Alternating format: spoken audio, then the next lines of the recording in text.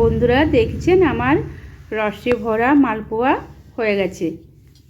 এরকমভাবে বানাবেন একবার, খেতেও অসম্ভব টেস্টি, অসাধারণ, খুব সুন্দর। এই দেখছেন এগুলো একদম উপরটা মচমচে রসালো আর ভিতরটা একদম নরম, দারুণ খেতে। আর ভালো লাগলে লাইক শেয়ার কমেন্ট করে দেবেন আর সাবস্ক্রাইব করে দেবেন, পাশে থাকা বেল আইকনটা প্রেস করে দেবেন। হ্যালো বন্ধুরা, থ্যাংক ইউ। সুস্মিতার হেসেলে সবাইকে স্বাগত। আজকে আমি বানাবো সুজির মালপোয়া, রসে ভরা সুজির মালপোয়া। তার জন্য আমি এটাতে এই কাপের 2 কাপ দুধ নিয়ে নিয়েছি, গরম করে নর্মাল টেম্পারেচার করে দুধটা নিয়েছি। আর আমি 50 গ্রাম সুজি নিয়েছি, 50 গ্রাম সুজি এর মধ্যে দিয়ে দিলাম। আর 2 চামচ মতো ময়দা, বেশি ময়দা দেবো না, 2 চামচ মতো ময়দা দিলাম। এটাকে আমি ওটা চালের গুঁড়ো 2 চামচ দিয়েছি, ময়দা বলা হয়ে গেছে। আমি এখন ময়দা দিচ্ছি, এটা 100 গ্রাম মতো ময়দা এর সাথে আমি অ্যাড করে দিলাম। এটা এবার ভালোভাবে মিশ্রণটা আমি তৈরি করে নেব। খুব ভালোভাবে এটা করতে হবে, মেশাতে হবে, নাহলে কিন্তু ভালো মতো হবে না। এটা আমি ভালোভাবে মিশিয়ে ভালোভাবে সুন্দর করে এটাকে অনেকক্ষণ ধরে একটু ফেটিয়ে নিতে হবে। খুব সুন্দর তৈরি হয়ে গেছে, রেডি হয়ে গেছে। এরপরে এটা দেখছেন এরকমভাবে থাকবে। এটা এখন সুজিটা একটু ভিজলে, এটা এখন একটু পাতলা দেখছেন, সুজিটা ভিজলে আবার একটু এটা ঘন হবে, তারপর ওটা তাহলে তখন ঠিক হয়ে যাবে। এখন একটু পাতলা লাগছে, এরকমভাবে আপনারা বানাবেন, এই যে এইভাবে।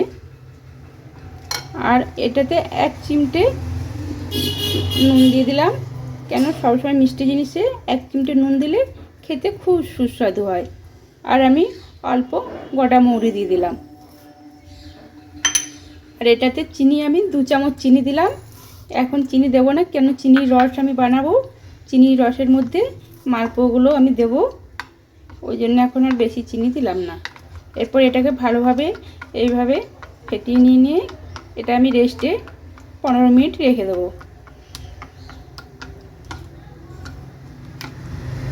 এদিকে আমি রসটা বানিয়ে নিচ্ছি।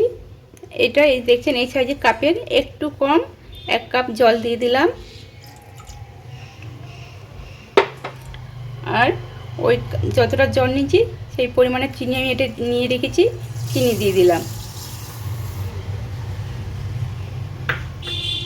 এরপর এটা ভালোভাবে আঠালো আঠালো এটার রসটা তৈরি করব। এর মধ্যে আমি 2টো ছোট এলাচ ফাটিয়ে দিয়ে দিলাম।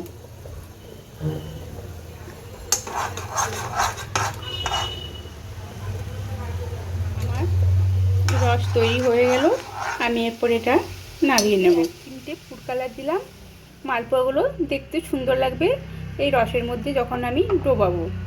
আপনারা চাইলে দেবেন বা স্কিপ করে যাবেন। ওই 20 মিনিট মতো রেখেছিলাম, 20 মিনিট পর দেখছেন এরকম হয়েছে। একদম খুব পাতলাও নয়, খুব ঘনও নয়, এরকম একটা ব্যাটার তৈরি হয়েছে। এর মধ্যে আমি 2 চামচ গুঁড়ো দুধ দিয়ে দিলাম।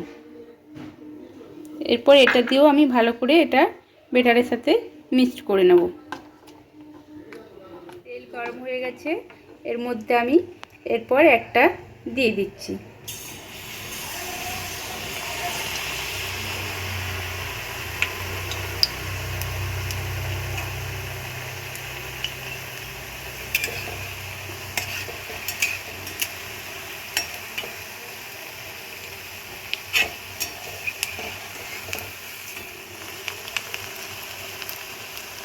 খুব সুন্দর এগুলো খেতে লাগে, দারুণ নরম তুলতুলে, মুখে দিলে একদম মিলিয়ে যাবে। এটাকে এইভাবে বানাবেন, ভাজবেন, নালে উপরটা ভাজা হয়ে যাবে, ভিতরটা কাঁচা থেকে যাবে। দেখেছেন খুব সুন্দর, আস্তে আস্তে একটু টাইম নিয়ে ভাজতে হবে।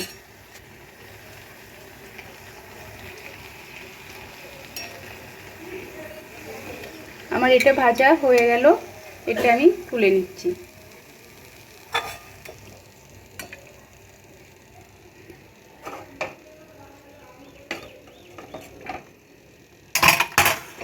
এটা আমি রসের মধ্যে দিয়ে দিলাম।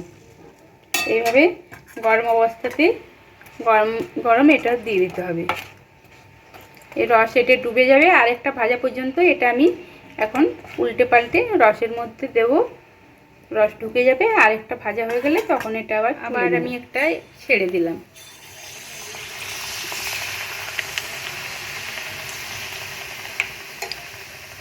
এটাও আমার ভাজা হয়ে গেল, খুব সুন্দর হালকা হালকা একদম মুচমুচে হচ্ছে। রসে দিলে তেমনি সুন্দর হয়ে যাবে।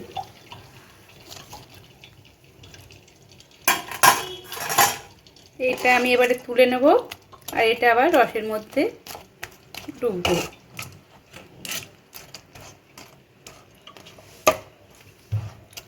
এটা রসের মধ্যে এখন ভিজে থাকবে।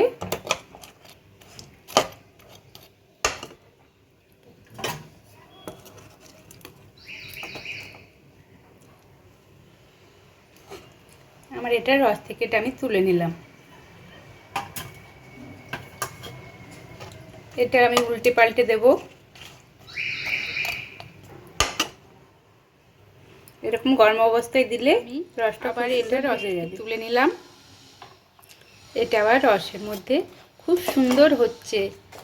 রস এত সুন্দর রস ঢুকে যাচ্ছে, খেতে দারুণ হবে।